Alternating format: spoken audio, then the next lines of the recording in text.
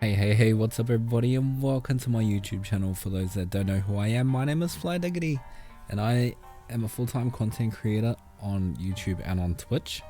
Mainly on my Twitch. A lot of people on Twitch have asked me how I have servers with over 1,000 days and don't starve together, or even 2,000, or my current megabase server, which is over 4,000. At the moment I have over 3,300 hours in this game. I have been playing it for over a year, so I have a little bit of knowledge, but I wanted to really do a series about how I play this game. It's not the right way to play it, it's how I play. Honestly, it's all about playstyle. Depends what character you feel comfortable using. I suggest you finding the right character for your playstyle. Like, for me personally, I love to play Wigfrid. She is all around really good for a lot of fighting. I'll be going through some mods. I'll have the mod list down below in the description area if you guys want to check those out. You can even subscribe to them if you're on PC. If you're on console, I'm sorry for you. Feels bad, man. But yeah, I'll show you guys some actual settings, because it's the actual settings as well. The actual settings and mods. Because I play on hosted servers, it's really hard to find, like, make it over 1,500 days without it lagging. There are specific settings that I actually use and specific mods to help cater to that lag, which I'll be going through with yous in a minute. So as you guys can see, I currently have over 2,000, 1,019, 22. There's a lot of them are testing different mods, playing adventure modes, things like that. This is my current that I've been streaming on Twitch. Feel free to check out the description area below, because I will have a link to my Twitch down there. But we are gonna go ahead and start a brand new world, and I will show you guys the different settings we do, or that I use for many of my servers. Because this is going to be just a playthrough, I'm just gonna do local only, put a password on it. So I know I can play on offline mode, but yeah, I want to cater to the lag. Sometimes you do have to cater to the lag, like things like some people would say you can do 4 hits on a Diiqqiidy with a cane, which you easily can, but when you're playing with friends on a online server, you have to take an account of the lags, so it's best to do 3 hits instead, just to be safe, because sometimes you might not have enough resources to finish off a boss, especially if you don't have enough experience. So we're just gonna name this YouTube, and I'll put this down to 1. There we go. So yes, the world settings, very freaking important if you want to cater to lag. Some friends have told me that putting it on classic helps a lot, for specific things like twiggy trees, but I try and keep it as default as possible, even using mods. So having a small gen size helps. All of this is default. I try and turn down the rain, try and turn down the frog rain, lesser wildfires, because pretty much anything in this game, if there's too much of something, it lags severely. So I try and go like 1 step above minimum. Disease off, because everyone hates it, and so do I. Slower petrified trees, and then everything else is going to be default. It's mainly the world regrowth and petrified trees and frog rain, but mainly those two, petrified trees and regrowth, because it's all year round. So having those down will help you a lot in the long run, especially if you're going to have like hosted megabase servers. We're gonna do the same in the caves. Small regen. Now you don't have to run with these settings, but I'm just saying this helps out with lag. It's helped me out a lot with lag. And then yes, everything else is default. Lesser earthquakes too. So as you can see, I do have a lot of mods. A lot of them, I like to have a lot of fun with viewers on Twitch, and we do fun things like creative. I give everyone creative and god mode, and then we all just try and build a pretty village using many different mods. And I like to test a lot of mods as well to see which mod clashes with which. I've tested nearly every single mod in here, hence why now we have the mod list. There's still a few that I need to play with, like less lags. What else?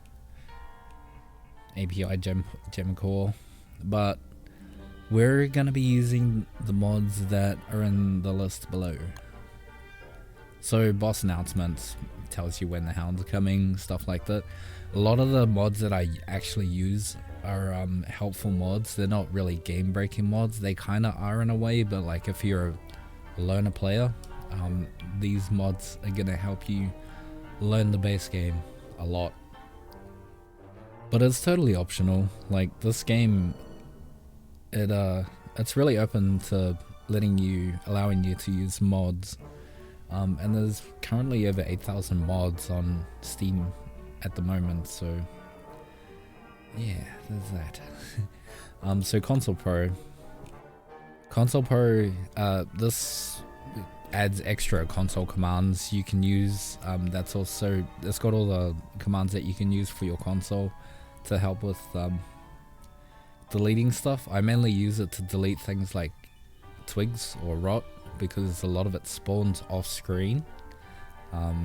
So using the prefab for this, it helps a lot to clean up your server. There are many different ways you can use, like lesser lags. That's helpful, but like I said, I haven't not played with that fully yet. Things like display attack range is going to help you guys a lot with learning the attack ranges of different things that attack that you're aggro to, or whatever's aggroed to you. Things like global positions. Apparently this mod is supposed to be super freaking laggy. Especially the more you open up your map. So I'll have it on for the first couple of 100 days, but then if I'm playing with friends, then later on down the track I'll just turn it off. Quick drop is a helpful mod. It helps you drop stuff on the spot. Again, not a game breaking thing, but it is helpful. Show Me is really good. It's a multi-purpose mod, which I'll be showing you guys later what that does exactly. Simple health bar, it's just helpful, really. Now there is 2 versions to it. You gotta be careful not to use this one. This one does not get updated. It does say old on it, so you can tell the difference between which one is which. But this one is the one that's actually in my mods list. Super emotes, it's just good for a laugh. It's not really helpful, it's just extra emotes that you can do whilst in game. Now if you're a streamer, be careful, because there are some emotes that have songs with copywritten music, so if you don't want to get a copyright strike, just be aware of which ones, like Rico's or Peace 2, because it's got Smug Dancing on it. It's actually the Smug Dance and the Smug Dancing song remix. Now Trap Teeth Enhanced is a good mod.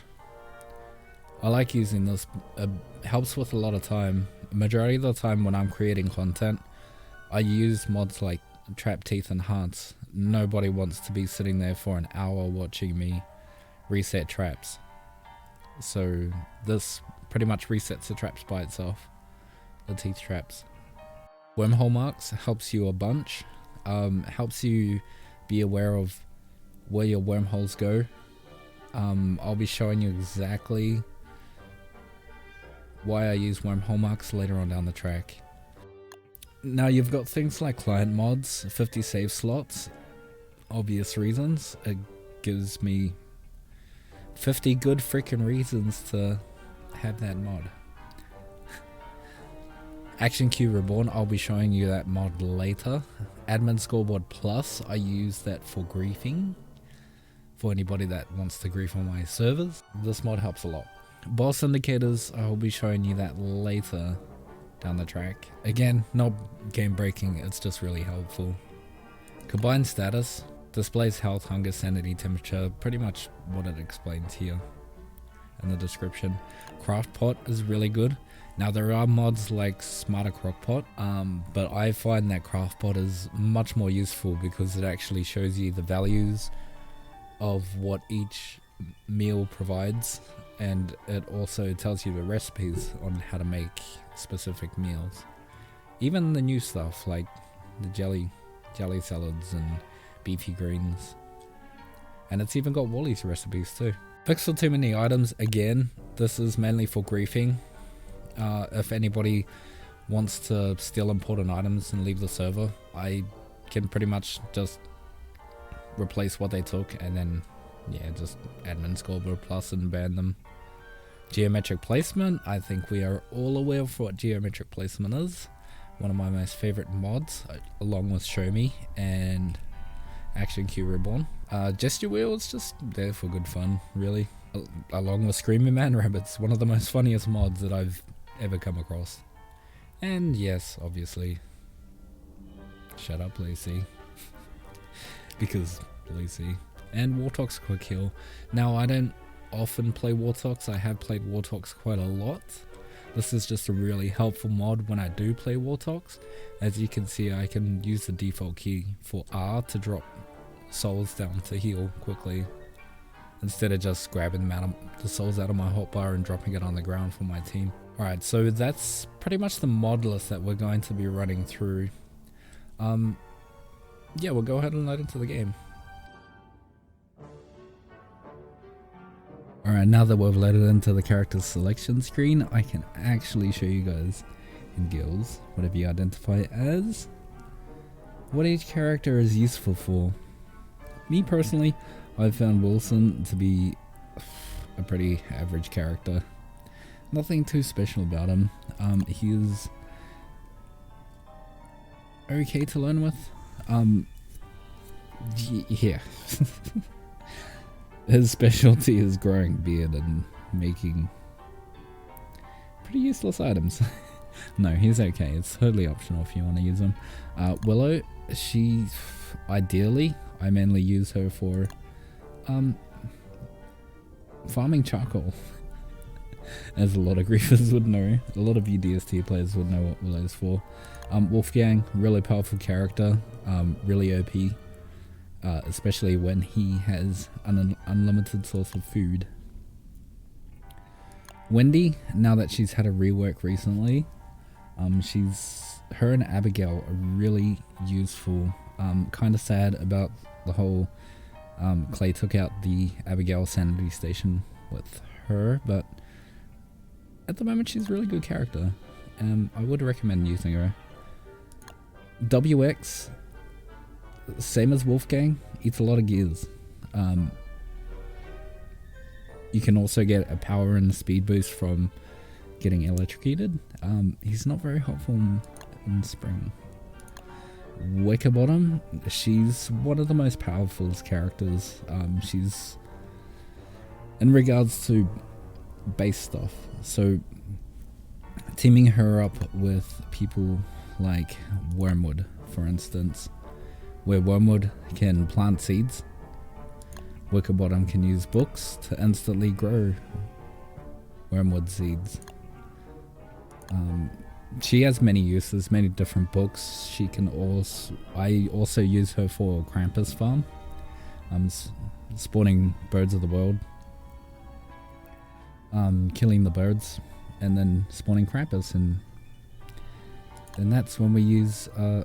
That's when this character comes in handy, which is Winona, who makes catapults. I use Winona catapults a lot for many different types of farms. She's a really good character. Woody is really good at collecting wood. Also using his goose transformation to explore the water. It's a really good character, and he's decent at fighting if you enjoy using the moose transformation, which I don't really personally. Wes,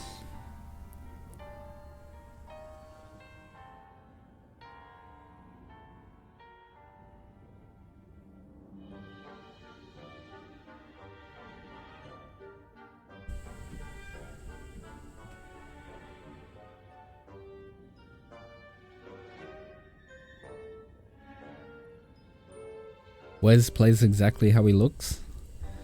You can't expect too much unless you like balloons. No, he actually has balloons which does damage, but it caps out at, so I've been told, 100. So there's a limit of damage you can do with his balloons. Maxwell, very similar to Wickerbottom, can read Wickerbottom's books. Also has shadows, great for collecting stone and flint. Not so much, not very strong on the fighting side, unless you're a god at kiting. Weber, he was my first main when I first started playing Don't Starve Together. I tried Wilson because he was on the cover. Got bored of him really quickly, and then I found out about Weber. He is great for babysitting, in my opinion, because he can do civil wars, which then he can collect glands for telltale hearts, or he can collect silk for tents, or pretty much anything you need silk for. Also, he can get monster meat for meatballs. That kind of thing.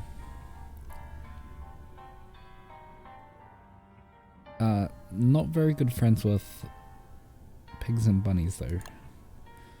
And then yes, I've explained Winona. Then there's Wally, great for base if you want to make different types of buffs and meals for your teammates, to make your teammates stronger, or give them some sort of like health stat to help them fight better. Has a lot of recipes to remember.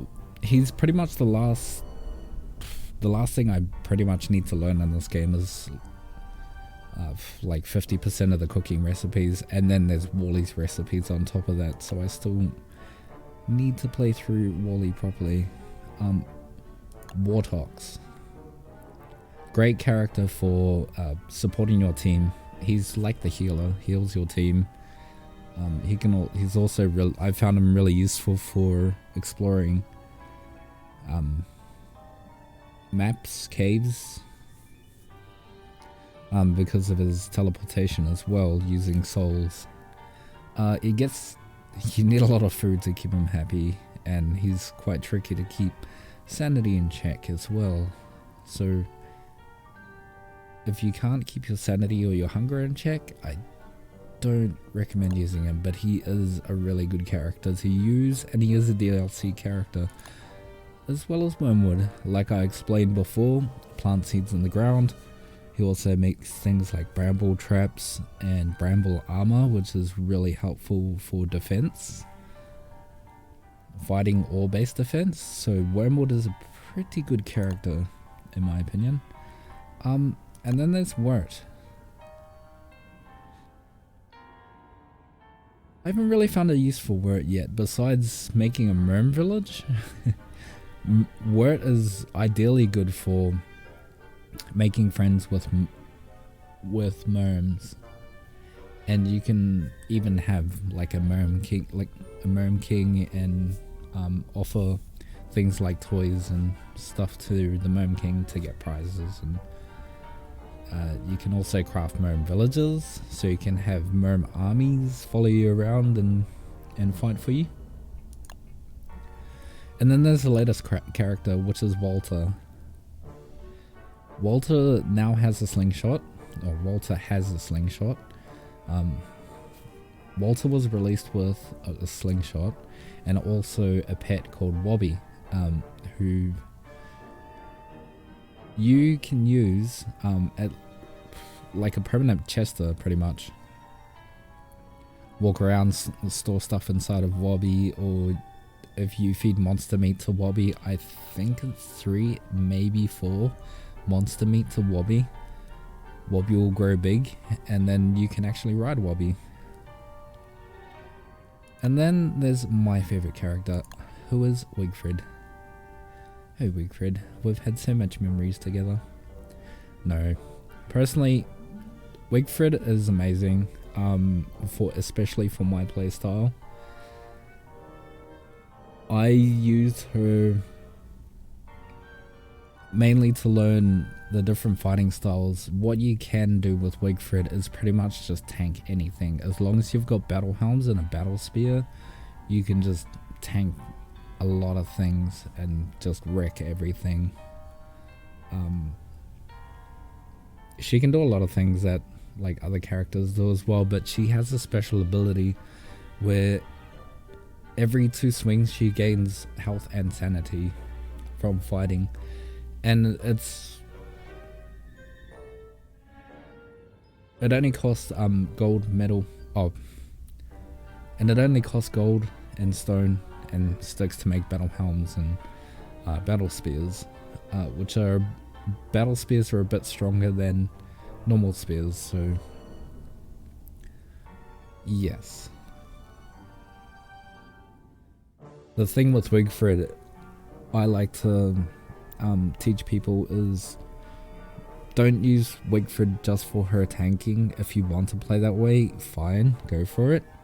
I suggest learning the different kite patterns and using the regen, the health regen, and her battle helms to learn the different kite patterns from different bosses and different monsters in the game. So yes, let's go ahead and load into the game with Wigfrid.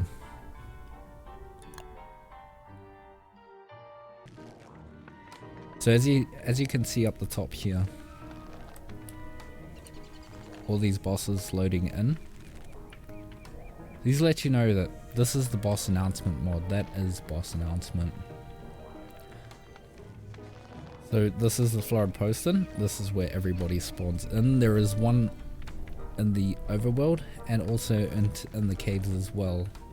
We are playing on survival, so we cannot use this to respawn. If you want, if you're a beginner, I suggest putting your game onto endless so you can use the Florid Poston to respawn. But since we are playing survival, we're just gonna go ahead. First thing I do, equip these. Collect sticks. First thing you want to do is look for sticks and grass, because the first thing you want to craft is a torch. Now I always leave things like carrots and berries alone. I mainly leave them for other characters because Wigfrid, her downfall is she only eats meat or meaty meals.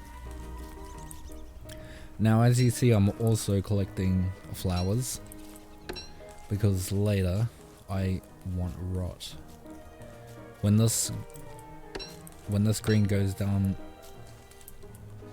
and expires, it will turn into rot, and we're gonna need that for our farms later on down the track.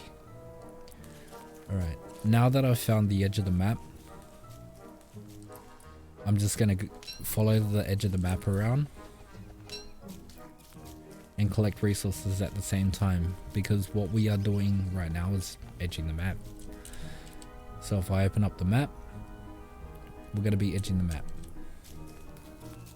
Now the reason why we're edging the map is because we want to open up every single biome and figure out where everything is. Things like Bee Queen, Moon Pedestal, Dragonfly, Oasis, all the different biomes, because that'll actually clarify where we want to build base.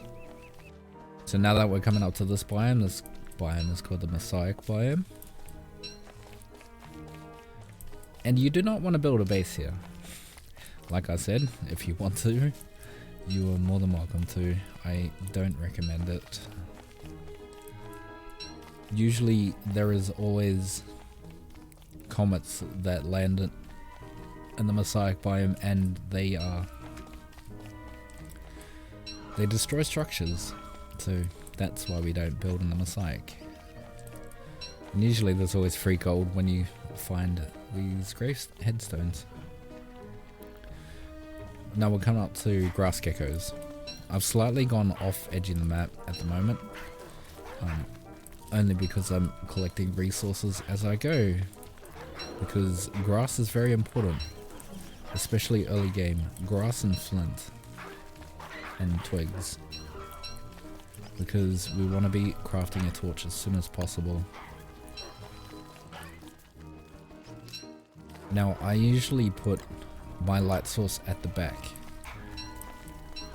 so I know exactly where my light source is, just in case it turns nighttime. I think that's enough grass for now, so at the moment we're going to go back to the edge of the map, like so. Now that we have found a gold boulder, first thing we want to make is a pickaxe. Not an axe. Not an axe. A pickaxe.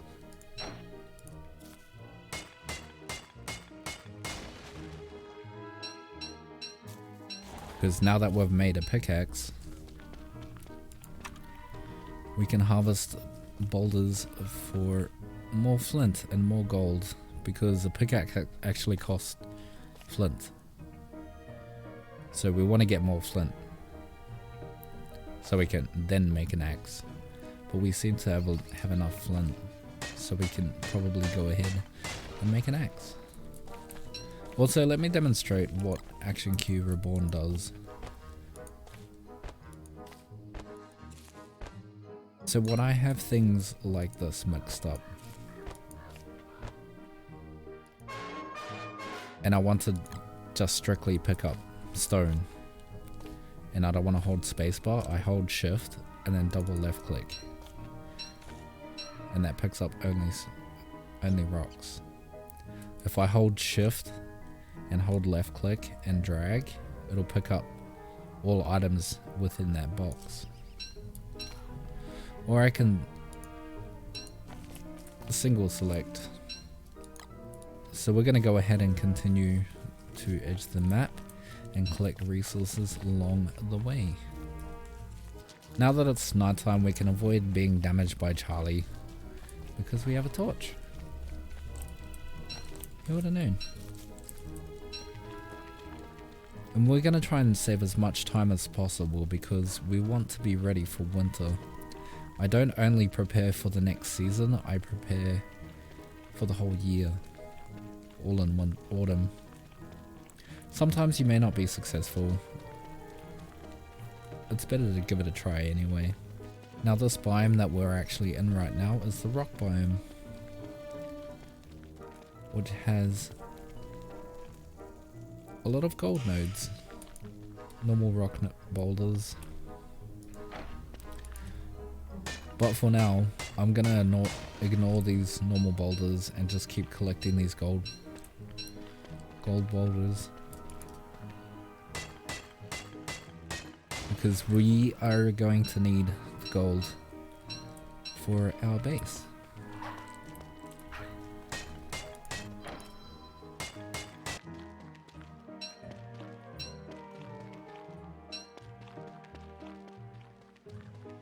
I like using Action Q Reborn because I find it very helpful, especially when I'm streaming for 8 hours a day on Twitch. Any chance that I can get for a break and also provide content, I will. So as a content creator, I do recommend Action Q Reborn, and I haven't found it to clash with any other mods yet, so if you wish to use that mod, once again, mod list is in the description below. Now that I'm actually about to get hungry, I'm gonna try and get out of this biome as quickly as possible, because I forgot to grab logs. And I can't make a campfire for my food.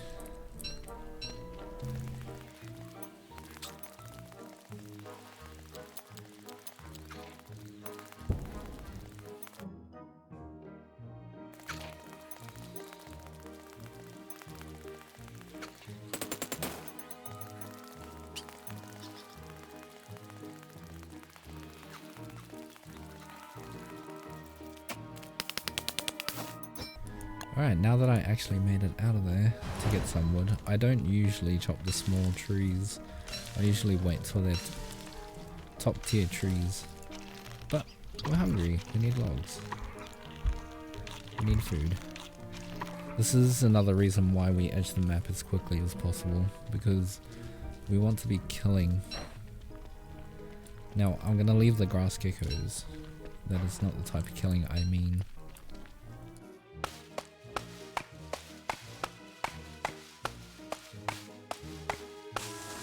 Now these are the type of trees that I go for, because you also get 2 pine cones, which we are gonna use later on for our base.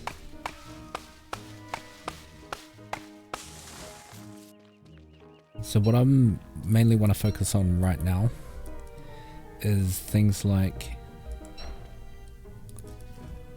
building a alchemy engine. I want to pre-build while I'm collecting resources, as well as edging the map.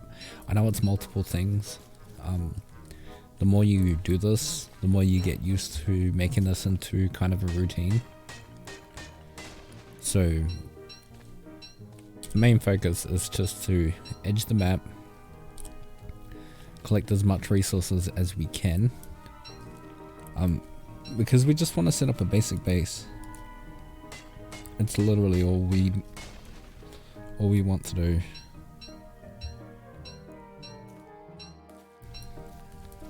But so while we have a bit of time, we can actually start pre-building things. I'm just going to run this torch out just so I can make a new one a bit later.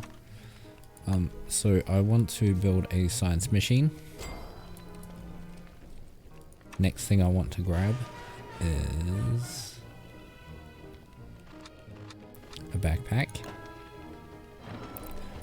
and then I'll just put all my resources into my backpack.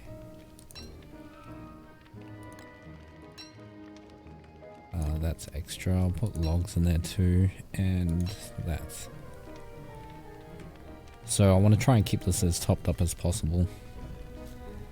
We got a bit extra flint and extra stone.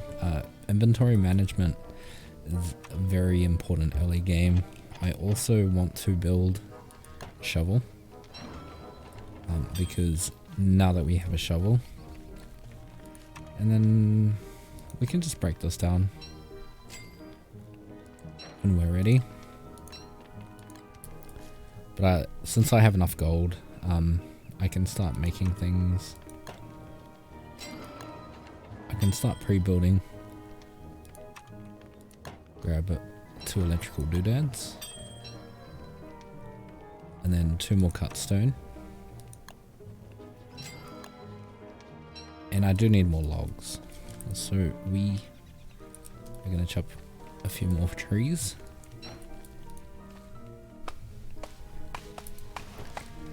And yes, be careful of birds. Birds like to do that. Just drop seeds whenever, wherever. Campfires usually set things on fire. Things like fire pits don't really set things on fire. But you do want to be cautious where you actually place your campfires.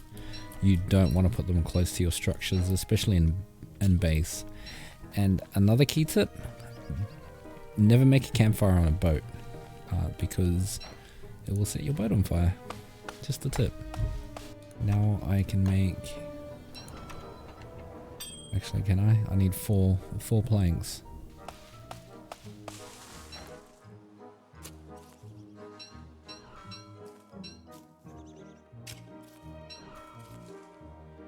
And that should be enough for our final one.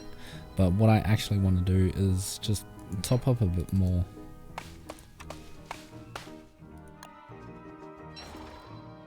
Oh, good timing. You actually get more wood from these bigger trees than you do with the smaller ones. Hence why I like chopping the bigger ones. So we got a... I don't want that. We got a bit extra logs just in case we need to build another campfire. But we do need to go and look for some food. So that is essential right now. So I can grab this alchemy engine now that it's crafted. And this is geometric placement, by the way. It's just easier to square off your base, but I want to just pre-craft that, so I'll just click into anything else just to get rid of that. I will use this.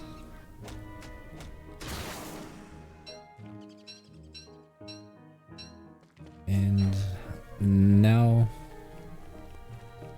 we should probably go and look for some food like ASAP. We are very, very hungry. Well, we're about to be. Grass geckos, you won't catch them, so yeah, don't bother with those. You do want to collect these saplings, so now me personally, I grab 2 of each. I don't care about the berries. Like I said, inventory management is key. But now that the shovel's unlocked, it's not green anymore. We can make these whenever we want, really. We have a beefalo. Right, so we have one here. So what I'm going to do is get him away from this other beefalo. So I want him to follow me, and then we're going to fight this beefalo. Because we need food. Give him 1 hit. 1, 2, 3, 4, 5, 6. 1, 2, 3, 4, 5, 6. This is a Kai pattern for koala fins and beefalo.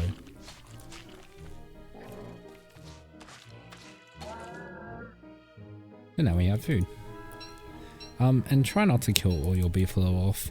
Make sure you have some in the world just so they spawn little baby beefalos later on down the track.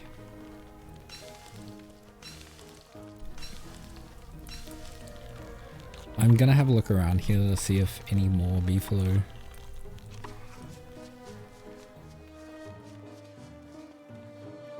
Alright, so we do. We've got a little herd up here.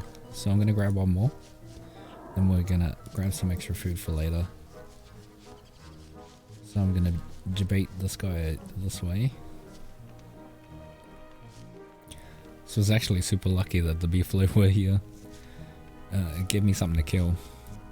What I usually use is, if you can't hold F on things that ain't aggro to you, you can hold Control and F, and it'll go for the first nearest thing. 2, 3, 4, 5, 6. 1, 2, 3, 4, 5, 6. 1, 2, 3, 4, 5, 6. That's all you need to do.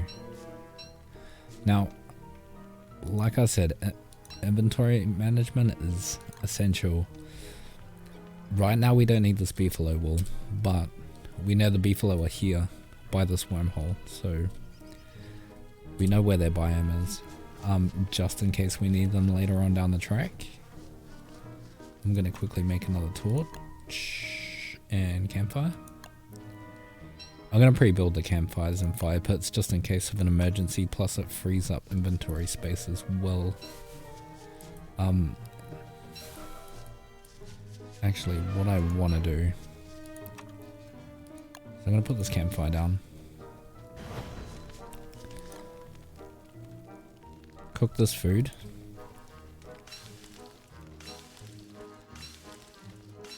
Then we need these grass tufts too, so I'm going to dig these up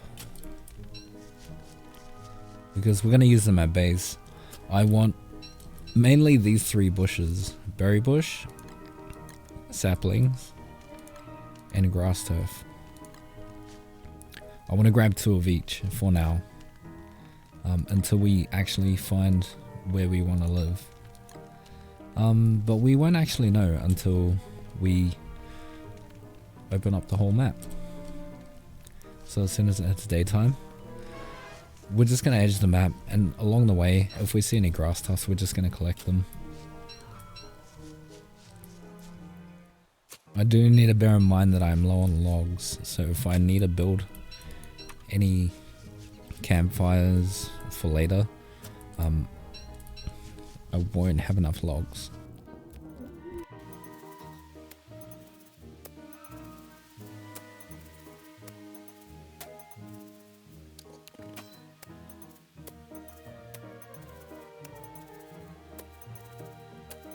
So like I said, just bear in mind, do not kill all your beefalo. Once all your beefalo are dead, that's it. You won't be getting any more, so it's very essential that you try not to kill all your beefalo. As much as you want to practice your killing, just wait till they until they birth more beefalo, and then you can harvest them more. And here is a pig village up here. So this is going to be super helpful later on down the track. I'm gonna stop there on the grass turfs. That's all we're gonna grab, 2 of each, unless we find a chester. Oh, this is good. This is actually the Pig King biome. This is a Pig King here, which is, yeah, it's good early game. So we've found gravestones. If we dig these gravestones up and you get toys, you can actually give these to Pig King, and Pig King will give you gold. And then yeah, later on we'll show you things like the oasis. You can fish in the oasis to get more toys to give to the Pig King, or you can clear out the ruins to get things like melted marbles, frazzled wires and whatnot to collect more gold. Birch trees, very essential, great for getting wood. I don't recommend having them at your base, unless you want to deal with birch monsters. But I'll show you this really quickly.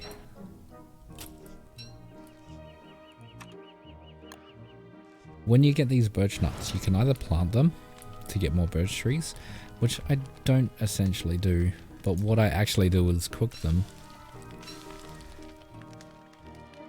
And as you can, if I wasn't awake for it, I could eat these just like how they are. But you can also put them inside of a crock pot, and you have 3 of them and a piece of meat. You can make yourself some meatballs. It's still classed as a vegetable, pretty much. But now that I've actually found the birch biome, what I want to do is a controlled fire. All I need is 6 birch nut, 6 charcoal, because the next thing I want to craft is actually a crock pot.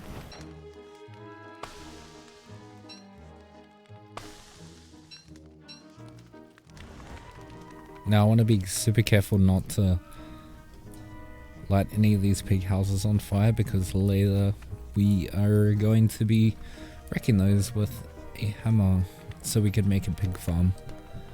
Because food source for your base, either for yourself or for you and your friends, is very important.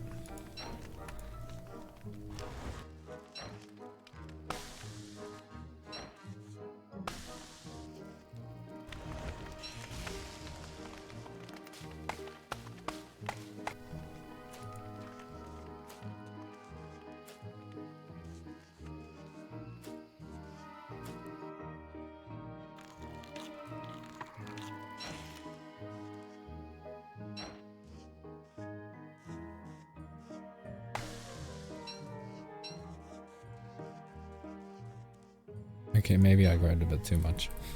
That's fine.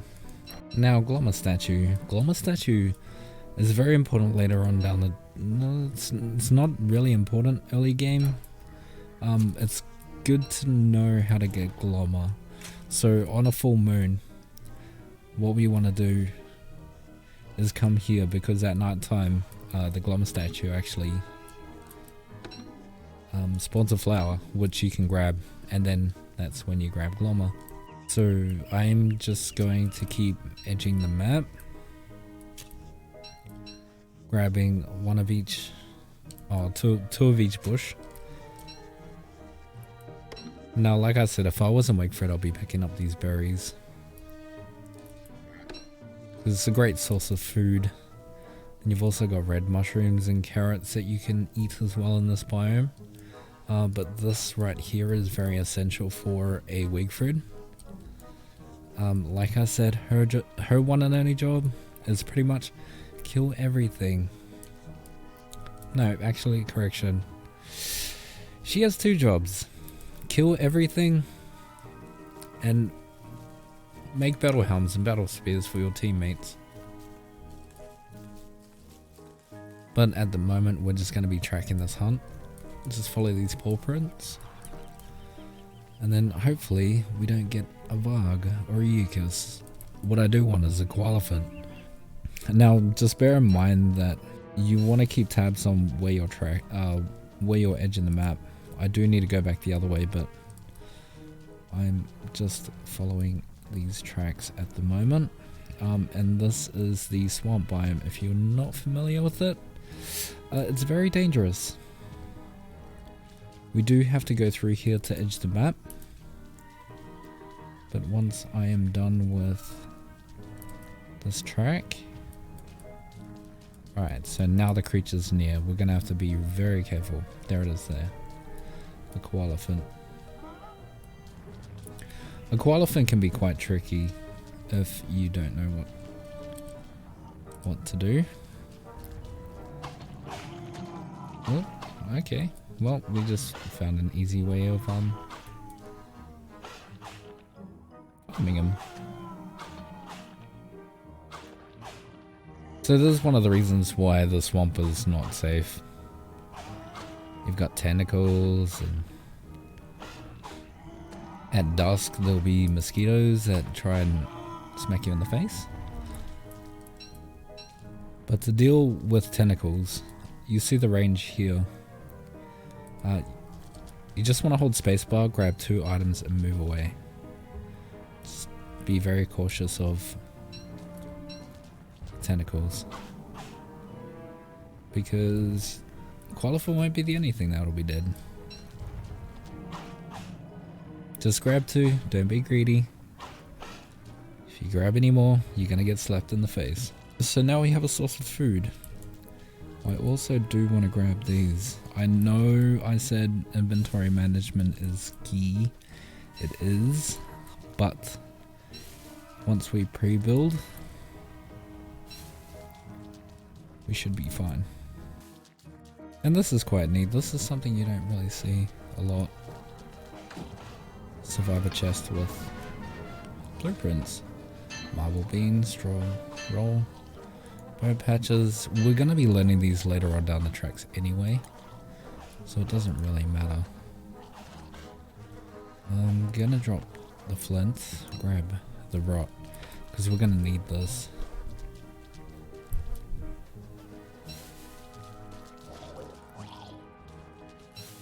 We're going to watch out for these guys too, because they're going to slap you in the face. And usually these survivors, they'll have something like how this one up here had a chest. This one here has winter hat, which is essentially good, especially for winter. We don't really rely on those things. Well, I don't anyway. I mainly rely on my thermal stone and keeping my inventory as full as I can. So we're just going to keep continuing to edge the map. Actually, what I can do, because we're going to be coming to Peking quite regularly, I'm going to place a fire pit. This is not a base. This is, let's call it an outpost. We'll call it an outpost. I'm going to put these here. I'm going to cook this for food. eat it now. This actually gives you 75 hunger and 40 health, which is good. If you don't want to cook them, you can actually make them. You can use the trunks, the winter qualifiant, and you can use these qualifiant trunks to make vests. Puffy vests and breezy vests, but it's early game, so to me right now it's food. I also want to do 3 cut stone. So now we can pre-make a crock pot, like so.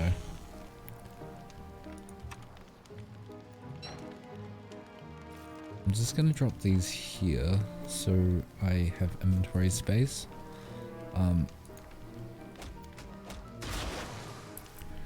You're wasting quite a bit of resources doing stuff like this. So you want to try and like build as much as possible with the one.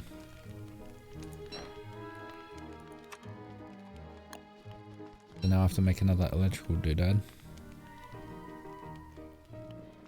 And 2 more cut stone and 2 more planks.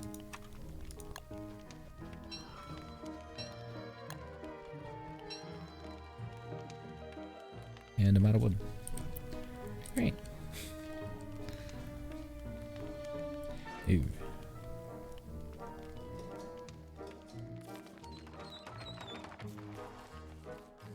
What I actually forgot was to make...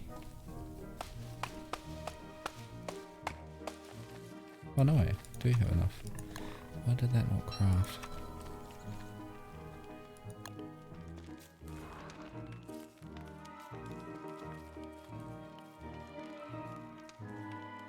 Actually, I have enough resources. I'm just going to leave this here. I do want to also pre-build a bird cage, which we don't have any seeds for. But we do have enough reeds for papers. So this is what we need the reeds for. We can drop these here. So like I said, inventory management is key. We can stack the rot.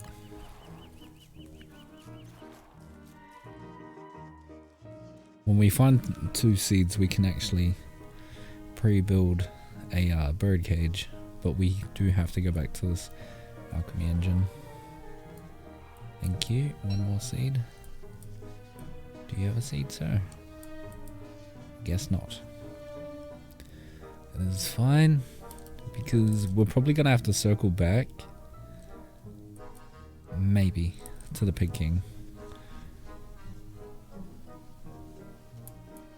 Here's another survivor. He didn't really have anything. It's fine. Huh. Cocoon spawned a moleworm. Thanks for the food. Now finding ponds like this is great for getting berry bushes. When you see these little things on the ground here, these are moose goose nests. You don't want to build a base near them, and also be careful of the frogs. Otherwise they'll lick your face and steal whatever's out of your inventory. Actually, I don't need the charcoal. Do you have a seed, sir? No, you don't. I want to try and pre-craft as quickly as possible, so I do need to get these papers out of my inventory.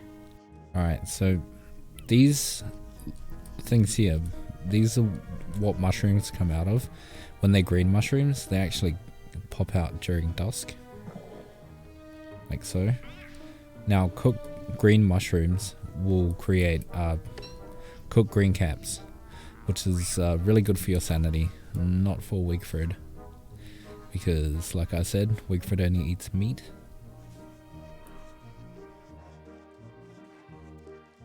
Ah, my good friend Clockworks. Alright, since it's almost night time, we're gonna play with the clockworks. Yeah, we finally got a seed. Alright. I'll be back.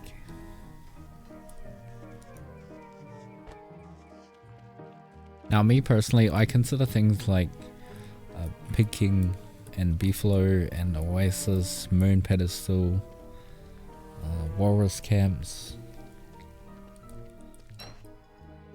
I class them as landmarks.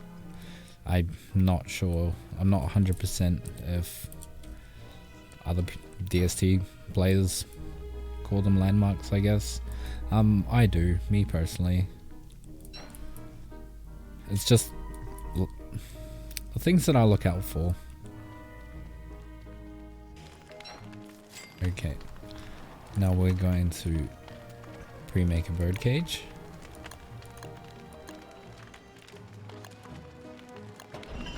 Alright, so now this is pre-crafted. I'm just gonna click out, so now that's made. Next thing on our list, since we saw those clockworks, is an icebox. That's the next thing on our list. So as soon as it's daytime, I get this out of my inventory.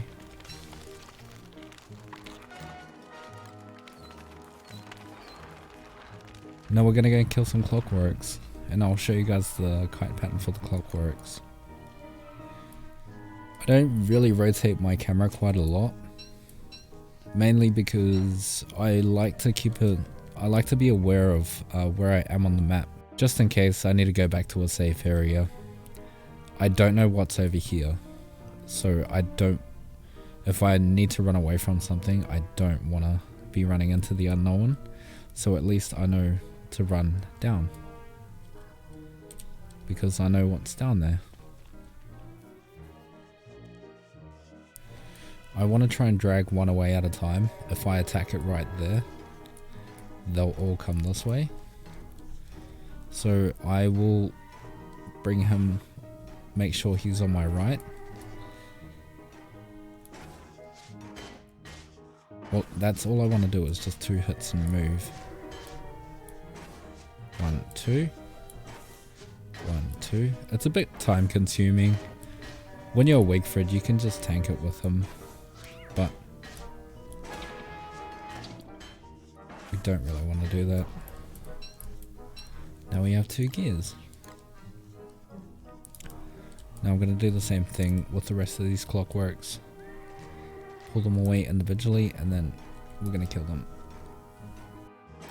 Now I find it easier to kite when I use A and F. So I hold F to go right, and then I hold A to go left. This is whether it's regarding anything, clockworks, hounds, bosses, could be anything. It's easier to hold A and F than it is to hold D and F. But that's just how I feel comfortable playing. It's totally optional, up to you. You don't have to play like me. You could also just do it that way also. Do whatever's comfortable.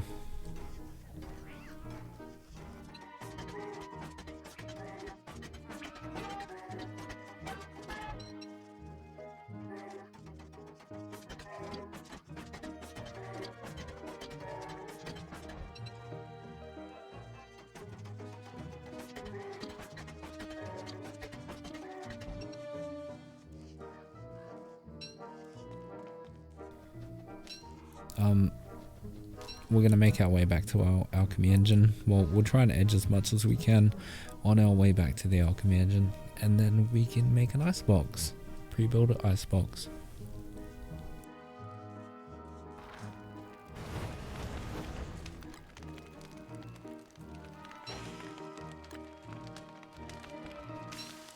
And now that we've made it back to our alchemy engine, what we want to do is now pre-graft an icebox. So all we need now is just 1 cut stone. Click on the icebox, make sure we've got the right skin that we want. I like the crystalline icebox, so I'm just going to stick with that. And because now that we've had that crafted, we can just click on something else, get rid of that, and now we have pretty much enough for a basic base setup right here. Actually, I'm gonna have to craft one more alchemy engine, which is gonna require 4 more.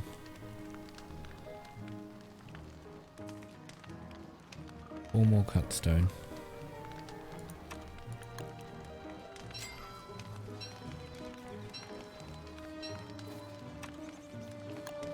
Exactly enough.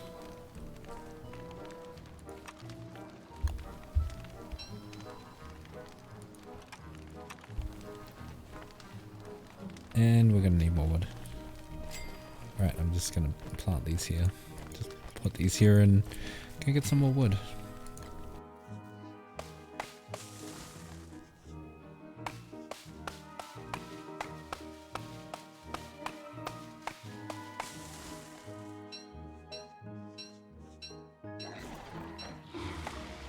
And these, my friends, are birch monsters. This is what happens when you chop too much birch trees down. Now I'm going to show you how to get rid of them. My good friend, Mr. Torch. Pull this out, and we're just going to set him on fire. And this one. Because we made 2. Now we're going to keep them on screen. Just so they continuously burn.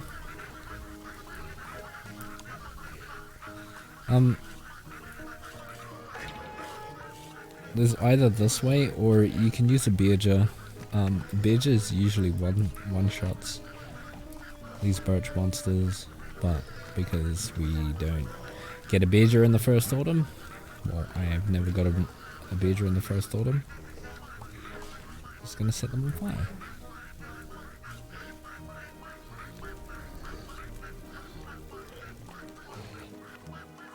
So there goes 1. And there goes 2. And these things usually give twigs. Good way to farm twigs if you want to, I guess. We do need to keep tabs on our food, so I am going to go hunting again. Which is going to take me back this way.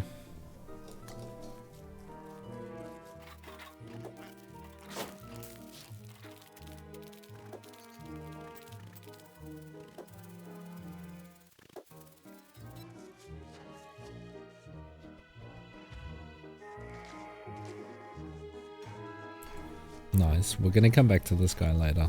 This is the Maxwell statue. Not so much important, but it's there. But we do want to come back for that clockworks. I do want those gears. You want as much gears as possible. Especially if you're making a mega base. Ideally for getting ready for summer. We have our icebox, so we don't really need to worry early game. That's just until we get into summer. We really want to be concerned for them.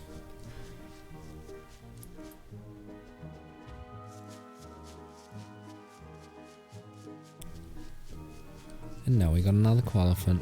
So there's 2 ways you can trigger koalaphants. You can either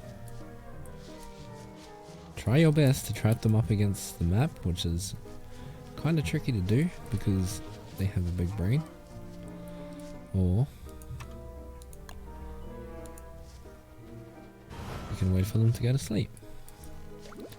Then you just give it 1 whack. Control F. 1, 2, 3, 4, 5, 6. 1, 2, 3, 4, 5, 6. 1, 2, 3, 4, 5, 6. That's all you need to do. Now this poop is really important early game. It's just a question of, are we going to have enough inventory space for them?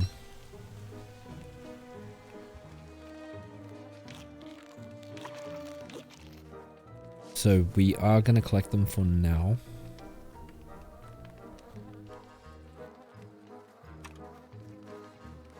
Actually, but if we don't have enough space, we will discard them.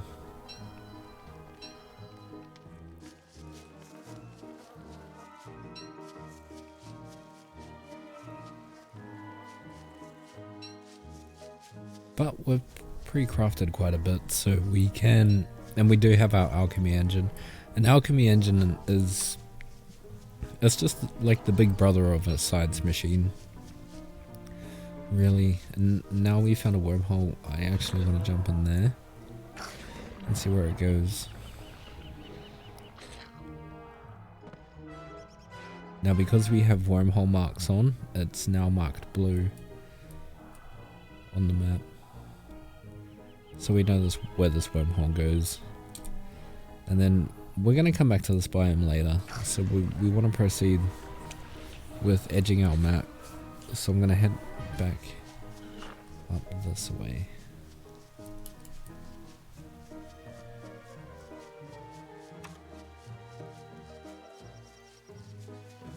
I do want to see if I have enough to make an advanced farm.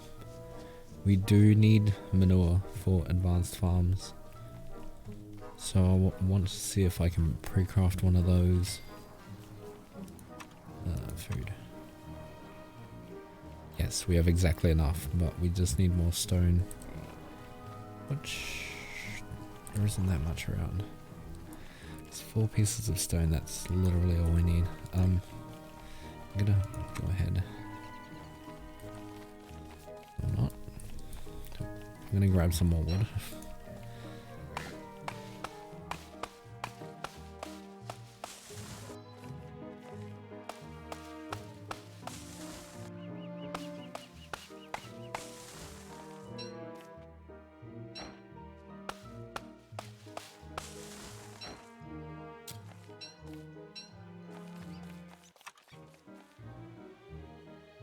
I can make 2 more of these. Rebuild an alchemy engine. Now that's done. Let's go ahead and grab these rocks down here. These suspicious marbles. It's good to keep tabs on remembering where these are. We're going to find out later on down the track what we're going to use those for, but just bear in mind where they are on the map. I know what's down by the beefalo, so we're going to try and remember that for later. But right now, I need rocks. So I'm going to grab this, go back to this clockworks over here because there's 2 rock boulders over this way. I should be collecting grass while I'm at it. So we're going to do that. I'm really trying to edge the map as quickly as possible. And stay on top of my resource game at the same time.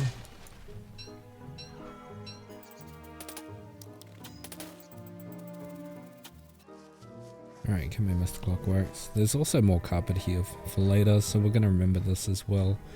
We're going to come back for this carpet, as well as the other carpet later on.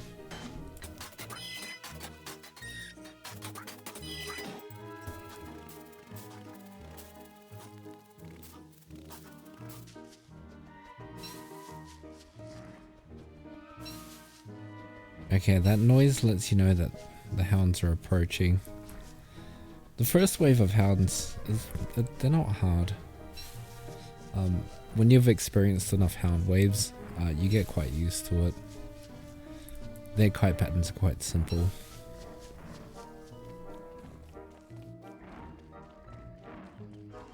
We're just going to let them spawn in. I'm going to try and quickly craft this improved farm.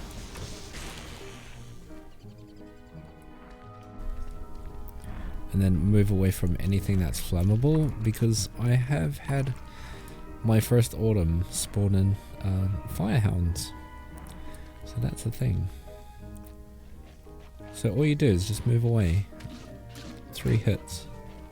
As a weak friend, 3 hits, that's it. Usually you only get 2 hounds per person.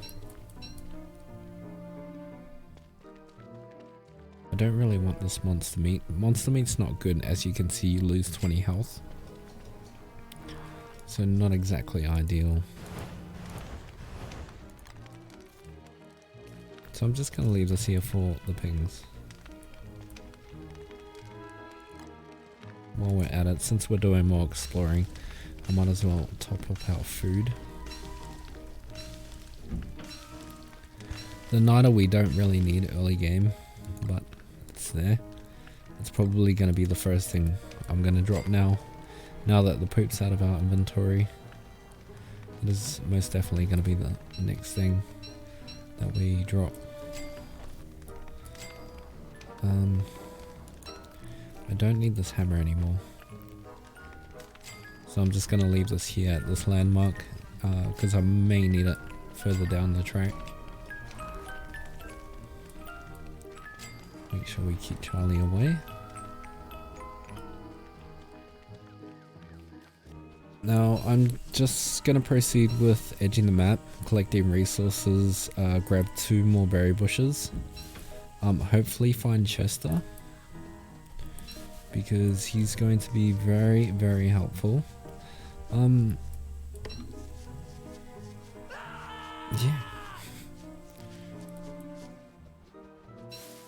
That's pretty much all we need. I don't need this other...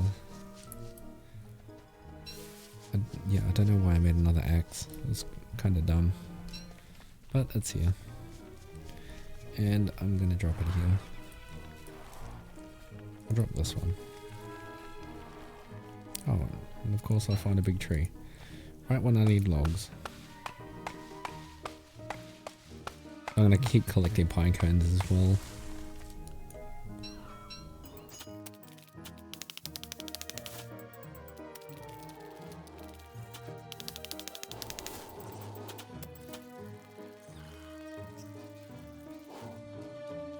Just one little tip for exploring inside the swamp. Don't hold still, for obvious reasons. You're either going to run in, and the best time to go into the swamp is preferably in the morning. Otherwise you're just going to run into tentacles, worms, or probably a spider's nest. So if you're about to edge the map in the swamp, make sure you do it in the morning so you got the whole day and you can see what's ahead of you. Just a tip.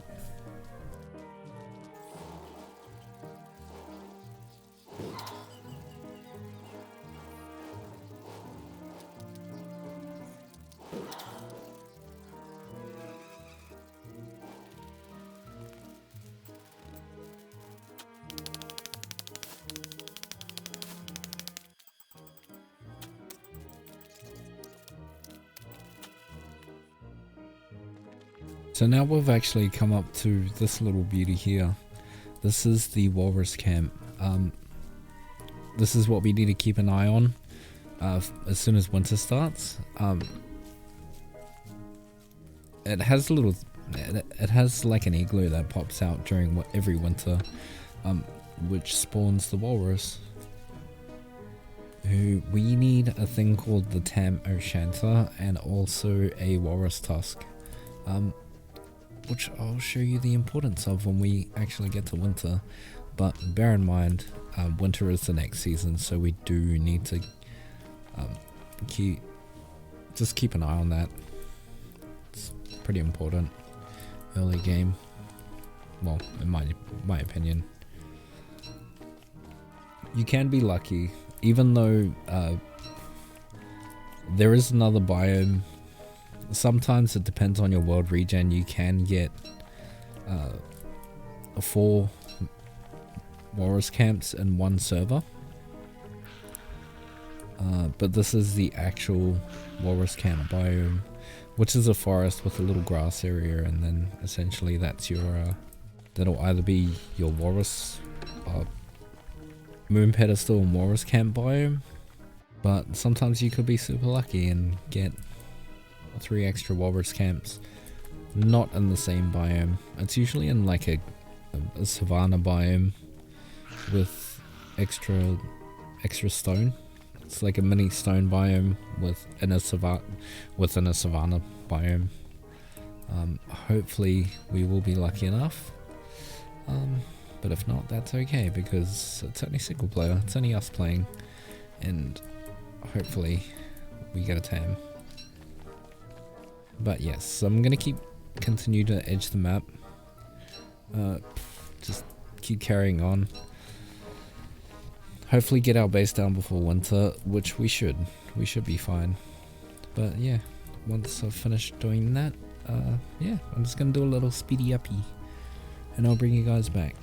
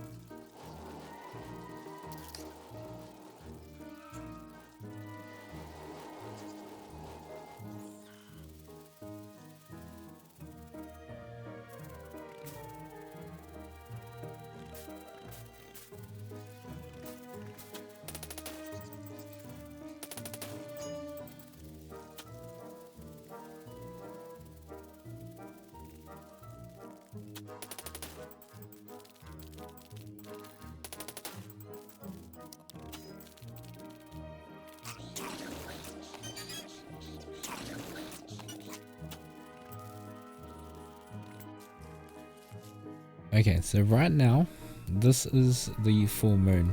This is actually a really good time to go and get Glommer, but because it's early game and we don't really need him, we're just gonna... Sorry to say it, Glommer, we're just gonna leave you, buddy. We're just gonna continue on our mission. Try and find a good place to live, you know?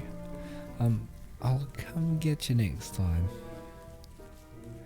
Alright, so right now, we have actually reached a very dangerous biome. Luckily, we have enough food to get through this place. Because I've had experience with this biome, I know exactly what's in here. So when you find gold nodes like this in a desert biome,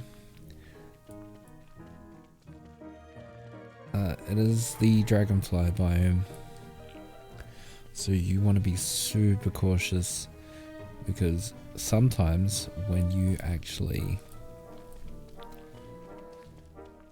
find gold nodes like that, they're actually really close to hound nests, which I'm going to try and find one to demonstrate. So as soon as you find gold nodes like this, yes, you'll find these hound nests, which is a great source of food, so I don't recommend destroying them. And we have... Ooh, mining helmet. Gimme. So like I said, you find set pieces like this, they'll have special things like mining helmets, which is going to be really good for us. We don't need this anymore. I do need the stone and the gold. So as long as you don't attack tree guards, they won't attack you. So this is a great little farm source right here. If I was to live close to this biome, I would actually use this as a good food source, especially for winter.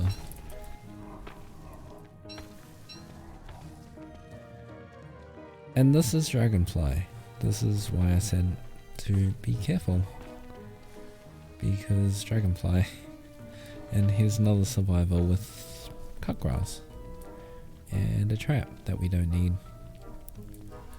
But yes, being careful of these lava pits. These lava pits help during winter. If you're close to Dragonfly and you don't have enough wood to warm yourself up for a campfire, you can just come close to these lava pits. Not too close. So now that we know where Dragonfly is, we're not going to get surprise attacked. We're just going to proceed with edging the map. So we have more grass geckos. This is good. We know these guys are here too, just in case we need grass in this biome. Now we're coming up to the bees. Another pro tip for bees, for these biomes: don't hold still. Just keep running. Like Dory, but just keep running. Mainly because of these. We're gonna destroy these later on down the track. And the tumbleweeds, we're just gonna ignore them for now. We have enough gears. Usually the tumbleweeds, you can farm them for gears, or twigs, grass. Sometimes you get toys, sometimes you get blueprints.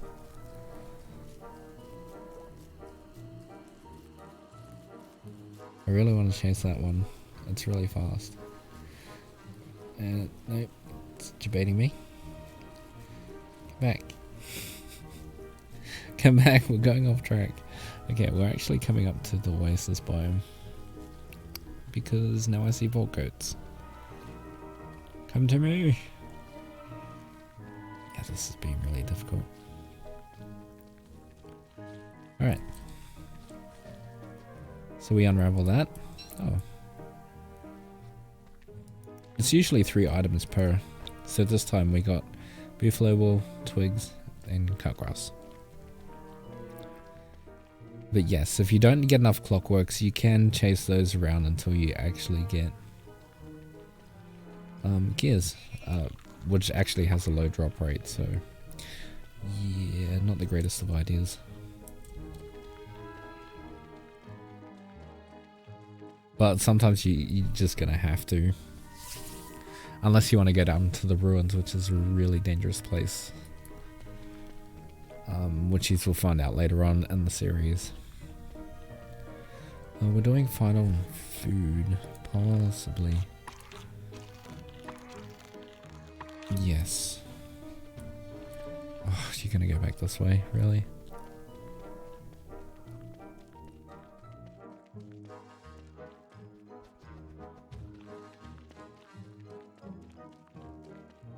I know we're backtracking a bit, but yes, we are pretty low on food, and this is about to spoil, so I do want to get more food.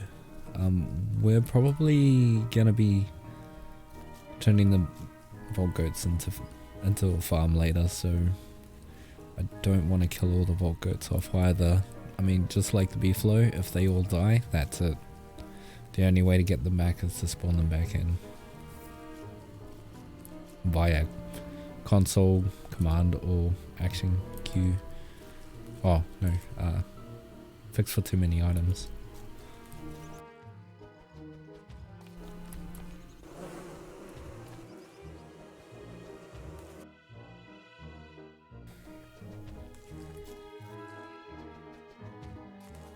Okay, we got our qualifier asleep. I'm gonna control F.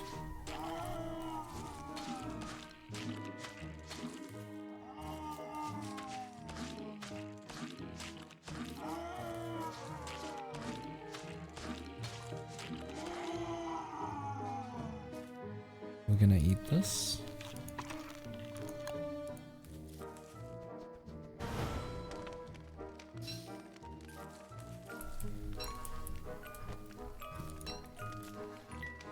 We're gonna cook our food. Now I know I'm wasting food right now, but like I said, we need the inventory space.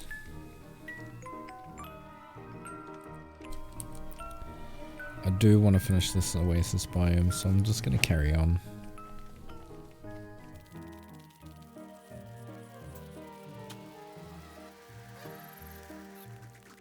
Like I said, these Volgates, we're gonna play with them a bit further down the series, but it is early days, so we're just gonna stick to our main priority, which is keep edging the map. Very, very important at the moment. And the reason why I didn't cook the meat yet, just because of the durability. As soon as I cook it, the durability will go up. So if I cooked it now and we come out of and we're not hungry, obviously, the durability on the cooked meat is just going to be down and we're not going to be hungry. So I'm just trying to prolong the durability on this meat, hence why we haven't cooked it yet. We do have resources to cook it whenever we need to. So we'll worry about that stuff later. But right now, like I said, priority first, edge the map.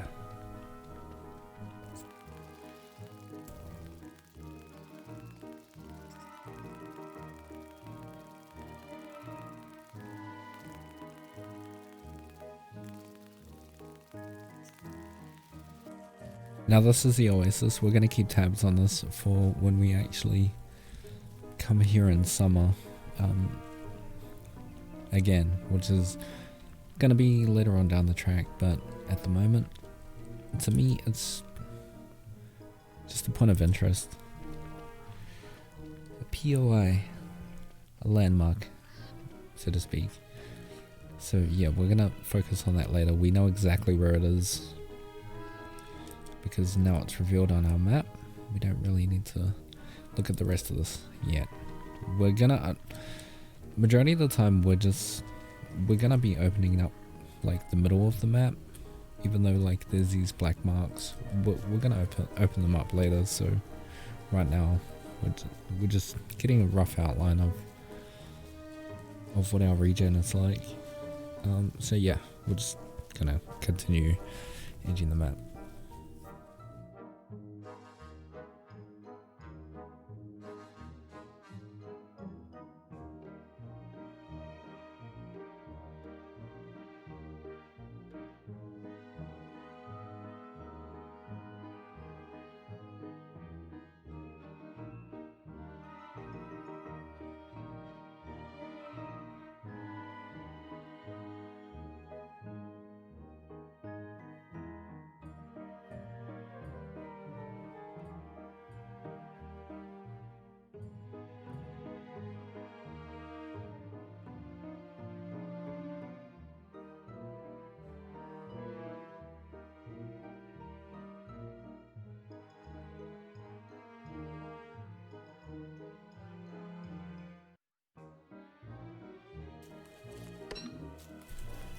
Now these little things here, they're called mandrakes. I don't want to pick these.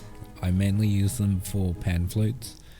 So we're just going to leave them here for now. Pro tip, don't eat mandrakes. Number 1 rule, chat, don't eat mandrakes. No, actually, number 2 rule, don't eat mandrakes. Number 1 rule, no griefing. Griefing bad. But yeah, I'm just gonna continue to edge the map and I will bring you back. Oh, also I'm gaining sanity by picking these flowers, so since I was going a bit insane during that night time, I just thought I'd pick some flowers. This is the other forest biome that actually looks like it's very similar to the walrus camp biome, and I was telling you that in the grass area is the walrus camp. Well, this one has mandrakes instead, this green area. But yeah, I'm just gonna keep edging the map and I'll bring you guys back when I'm ready.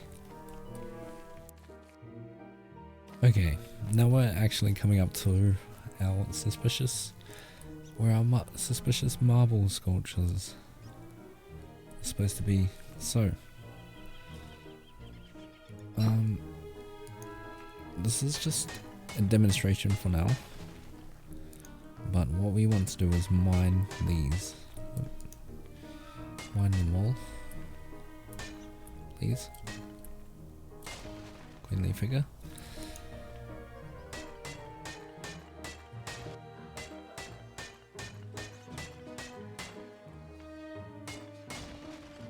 So these little things that have been lying around the map, we're actually supposed to, let's drop this.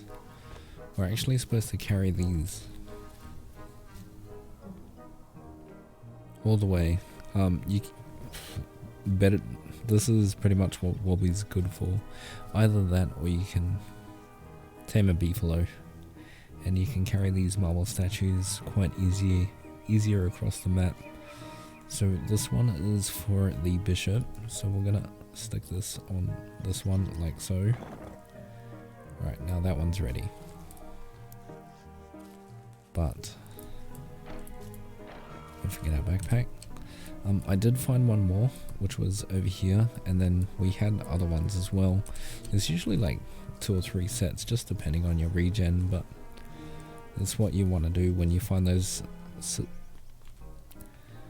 marble sculptures, and then they spawn in the shadow shadow bosses, who we are gonna fight later on down the track. Alright, now that we found Chester, we can put all of our farming stuff in here. Now we have more inventory space. I'm actually gonna put that there, like so. And what we really want ideally is more berry bushes.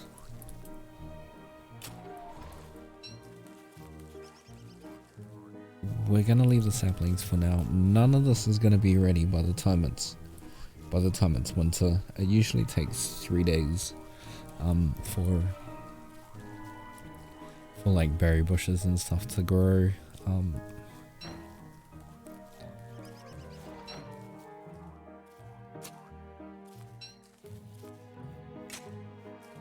But essentially we're setting ourselves up for the turkey farm. It's pretty much the first farm I like getting ready, is the turkey farm. Especially early game. Turkey farms help quite a lot, especially if there's quite a lot of yous playing. It would have been easier if there was more people playing, but yeah, I'm a little bit off track at the moment. Yeah, kind of had a few distractions, so to speak, but that's fine. We've almost finished edging the map, almost. I have a rough idea on where we want to build the base. See, here's another suspicious marble, and there's another. Okay, him. Speaking of 2 sets, we'll probably just do the one though. We ideally need the sketches and the atrium heart, but that's the spawn fuel lever. That's like not till later. But yeah, we're gonna play through the series, and you're gonna pretty much see how everything goes, as opposed to like the different bosses, different techniques, kite patterns and whatnot. Yeah, we're gonna go through all that throughout this whole series, so it should be fun. Alright, so we should be very close to the end. Very, very, very close to the end. Yeah, we're going to be getting a lot of saplings around the server anyway, so ideally I want grass tufts for grass geckos. Early game, we do have a lot of grass geckos running around the server, which is good. Just means that we're going to have some type of grass throughout winter growing. But it's mainly berries I want to set up for the turkey farm, like I said. But yeah, we have pretty much edged the whole freaking map within 15 days and pre-built. We do want to get ready before winter, so winter actually starts on day 21, and I'm gonna need food soon. And Charlie. Alright, so our biomes, I actually did all the wormholes too, which is interesting, so we can see where everything goes. Did pass a lot of berry bushes over there. I could go and get them later on down the track. There's more pig villages down here, more pig houses for pig farming. It's gonna be good. A little swamp inside of this biome. I thought that was kind of weird. But just depends on the region, really, like I said. So we got our walrus camp. That's the first place we want to go as soon as it's winter. So we've got our pink wormhole here, which is actually down by Dragonfly. And we've got our mandrakes down here.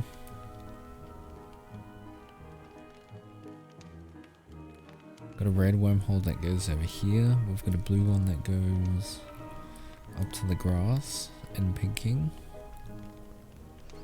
which is fascinating. And then we've got our blue wormhole, which goes all the way this way. Or turquoise, baby blue, whatever you want to call that color.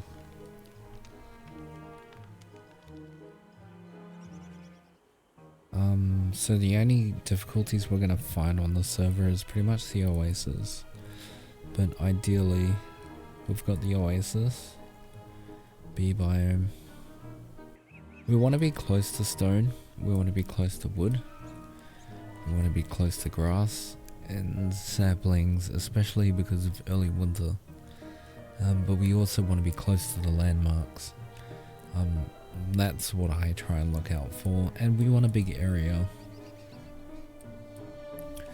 because mega base. That's why I'm kind of thinking the mandrake biome, possibly. But then again, I want to have a look at this area, so we're gonna head over this way. Make sure there's no moose goose nests around.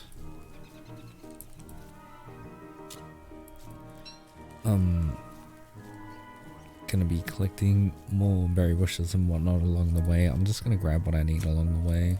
I'm not really gonna be fussed about running backwards just for bushes. So you do run faster on the pathways, just in case you didn't know that. Whether it's cobblestone or just a normal dirt pathway.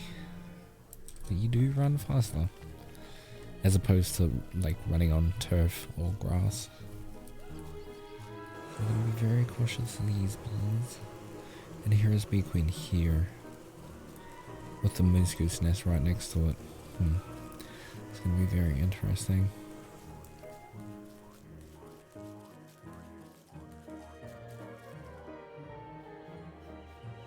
So we don't want to build next to the moose goose nest. We could.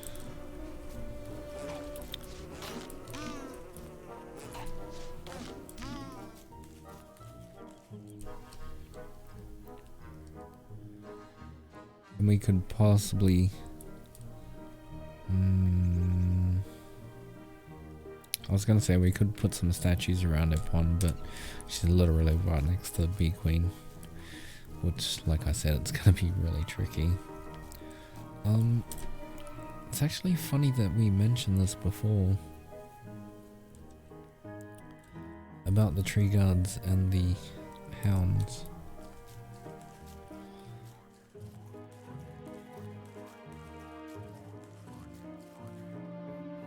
One thing that concerns me about this biome is all these spider nests when they turn into spider queens. They're most probably gonna be coming towards our base. Gonna need these. I should have grabbed those cut stones while I was at it. But it's fine, we can destroy them when they're tier 3 nests. I just gotta remember, which is not my strong point, remembering. I don't have the greatest memory in the world.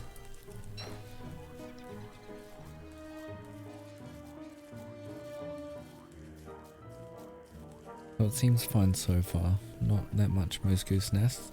The mandrakes are fine, we can probably put them away somewhere. I'm just looking out for moose goose nests. We do have a cave entrance nearby, which is good. There should be more mandrakes down here on this light greeny grass. Yeah, look, here's one. There's usually 5 per server.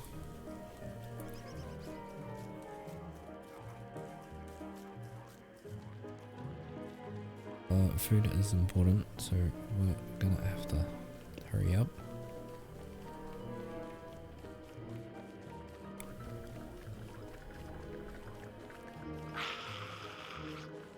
We might actually have to cook some of these spiders.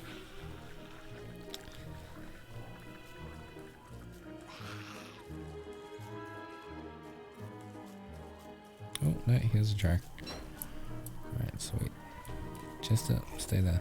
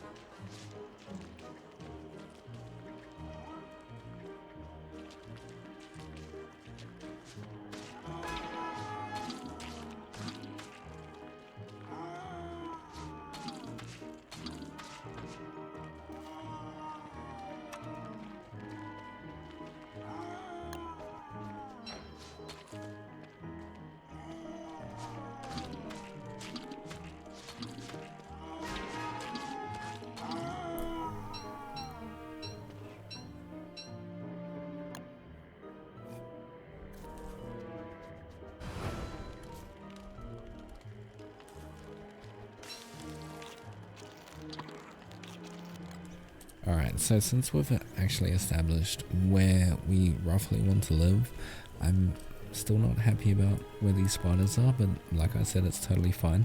When they're tier 3 nests, we can clear them out. We're kinda close to this cave entrance, which is kinda concerning, and this moose goose nest. Which is fine. We'll deal with them as we go. We can also chuck a bunny right next to that cave entrance just to kill off the bats if we decide to open that. We may possibly use a different entrance. But yes, we've established an introduction to myself, the characters, the mods, the server settings. We've also opened up the whole map in 18-ish days. We're kind of behind track only because we'll, I did a lot of pre-building and stuff, but yeah, I could possibly move this campfire over a touch, roughly around where these trees are, so we may possibly go a bit closer to this cave entrance, which is fine. We can sort that out later. We've got our food source, we've found dragonfly, we've found the bee biome, we've found oasis, we've marked off a lot of wormholes. We've established that yes, we've got a nice food source right here, and we're close to dragonfly, which is good for farming. Quite a decent area right here. So yeah, right there is actually looking pretty good. What else did we find? Well, obviously we're in the Mandrake biome. We found lots of suspicious marbles, which is kind of super weird, but it happens.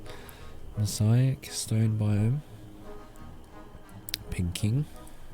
It's another reason why I sort of wanted to build here. We're kind of close to this, so we can just take the wormhole to Pig King, and we're kind of close-ish to Mosaic biome and stone biome, the rock biome. Plus I also want to do a farm with these, with pigs and ghosts, so that'll be another source of meat too, but that won't be until later on down the track.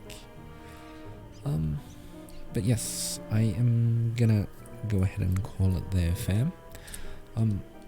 Next episode I'll show you how I set up my base.